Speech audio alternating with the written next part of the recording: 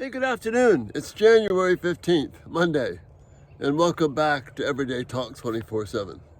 Such an honor to have you here today. We're going to continue looking at friendly fire, and today especially at the intensity of the conflicts that happen in the friendly fire incidents in our families. And why are these conflicts, these battles that we have with each other so intense?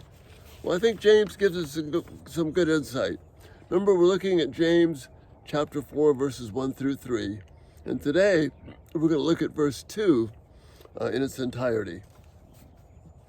Here's what James says. You want something, but you don't get it. You kill and covet, but you cannot have what you want. You quarrel and fight. You do not have because you do not ask God. Remember, we've been talking earlier about the heart, and that the heart is the storehouse of everything that we have. The heart remembers forever. Things that we may have forgotten about years and years ago, the heart in some way remembers it. It's a portal. Your heart is an open door, a portal to your whole life experience. That's why the heart is such a powerful expression of what we are as humans. Our hearts are really what we are, not in the Western concept, not in the modern American concept, not an emotional part, although it is extremely emotional. The heart is the sum total of all that we are inside. And it includes so many things. Our intellect, our emotions, our will, our sorrows, our joys, all those things are all a part of the heart. The things that we want, our secret passions, all those are part of the heart. And this is when we have these conflicts with each other and these words come out, the rawness of it comes out. And we think we're just going to be dealing with something in the word I just said, but you may have ignited something which triggers deep, deep responses in that deep well of your heart. Unresolved conflict takes up residence in the heart. Unresolved conflict takes up residence in the heart. You may think, hey, it's over, it's done with. But your child, your teenager, your wife, your husband, they may see something much more deeply than that. There's a ton of passion and emotion expressed in this passage. It's strong. You want, but you don't get. You kill and covet. You quarrel and fight. Well, the killing might seem a little bit too strong, but listen to what Jesus says in Matthew chapter 5, verse 21 and 22. You have heard it said of our ancestors, do not murder, and whoever murders will be subject to judgment. But I tell you, everyone who is angry with his brother or sister will be subject to judgment. See, this makes things a little more close to home for us. That intense anger that we have, Jesus is likening it to the energy that leads to murder. So James says, you quarrel and fight, you kill and covet. He's not just trying to be speaking with hyperbole or making a poetic point. He's saying there's a rawness of what's actually happening. And if you're involved in these intense friendly fire family conflicts, you could very much relate to what is being said here.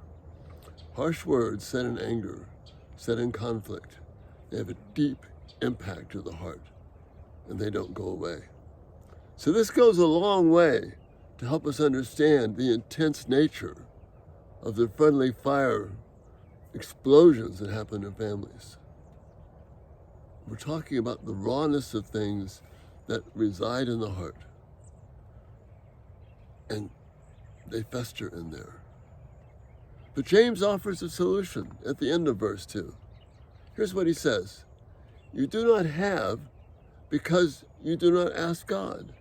You do not have because you do not ask God. Well, what is it that we're supposed to ask about? What are we going to ask God for? I believe in the context of the second half of James 3 and spilling over into James 4, this is talking about asking for wisdom from above.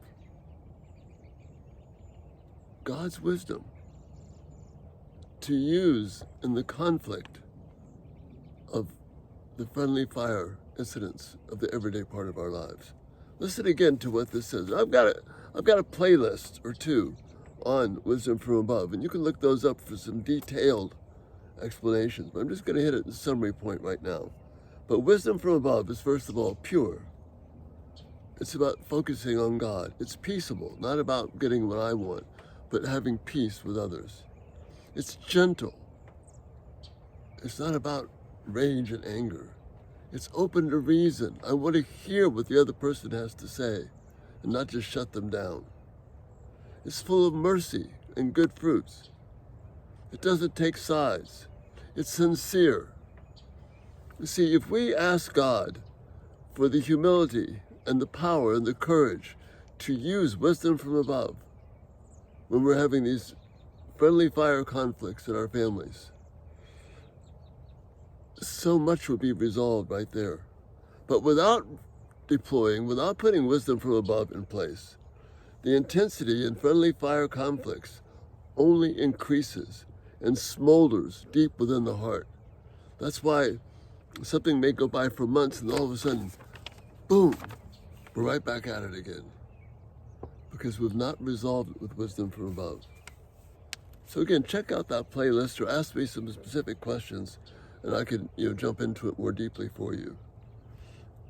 We're going to address soon in the next video or two what happens when the friendly fire is directed at you. But there's one more way we have to look at verse 3 coming up. And that is, James warns us about asking with the wrong motives. That's why we don't have any resolution. So that's the thought for this Monday, about why we have such intensity in these friendly fire conflicts in our families. And let's think deeply. Look at James 3:17. Think deeply about these things. Do you rely on this wisdom or your own hurt, your own frustrations, the bitterness that pours out, rather than directing your heart to the wonder of wisdom from above? And that's the thought for this day. Again, thank you so much for those of you who are interacting. It really helps me to give me direction, how to respond. And we've got a few more videos to go here, but this is such an important topic. Again, thank you for being here.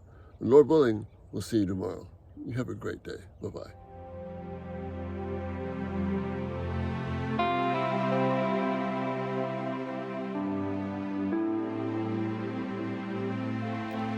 Thank you for watching. May God richly bless you as you seek to live for His glory.